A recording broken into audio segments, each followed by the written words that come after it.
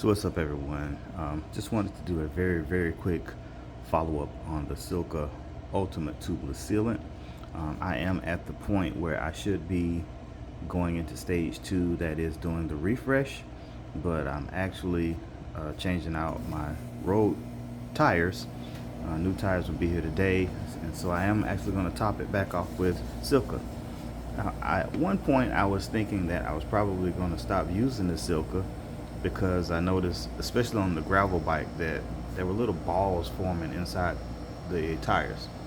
I haven't broken the tires down to see, but just on the stand, when I do spins, I can hear stuff rolling around.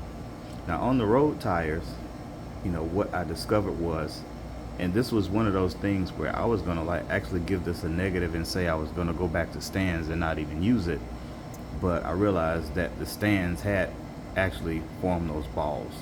So my gravel tires were relatively clean, but maybe there was just enough residual stands in those tires to actually form the balls. But now, taking the road tires off, as you can see that all in the bed of the tire is this fine layer of Silca sealant. Now, how this affects the performance, when you get a puncture, I'm not sure.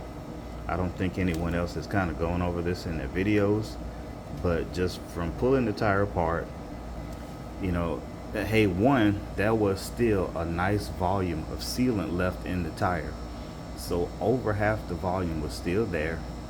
It still looked good. It still had most of the liquid. There was a little bit of the fibers that you can barely see through the top and maybe on the bottom, but the fibers were still there. The coloring was good. It hadn't changed colors, hadn't separated out.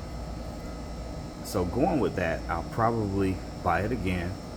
The tires that I'm going to swap to, like I said, I'll top those tires off with the remainder of my sealant, and at the point in time when I need to do a refresh, I will go ahead and do stage 2.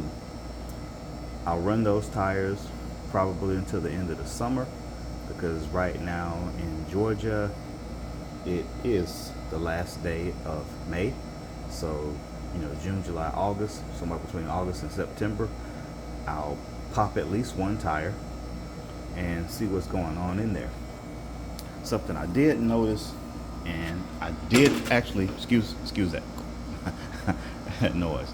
I did follow instructions. I did take the valve core out, not valve core out, I actually did a partial unseating, and I filled the wheel set with sealant, but I did notice that in the valve it was almost completely clogged. So I did have to take my valve stems out, use some picks, and kind of pick most of that sealant out. Around the valve stems, it had sealed up well. There was a nice glob all the way around. There was no way I was going to develop leaks around that stem. So I left one. I pulled the first just to see what happened. My wheel set 50 millimeters deep, and there was sealant about halfway up the threads. So it really worked its way in to that wheel and sealed very well. So that's it for now. I don't want to babble on too much. I'm approaching 4 minutes. I will have the new tires today. I'll do a short review when I get them on and do a couple of rides. It is another set of Pirellis. If you're following Pirelli, you probably know what they are. I am going up to 28s from 26, so we'll see if all the hype is true.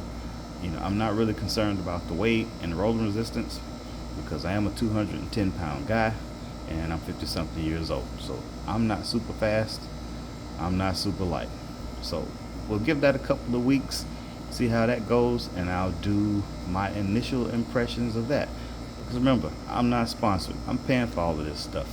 I was fortunate enough to get the tires, but I paid for them using money from eBay sales.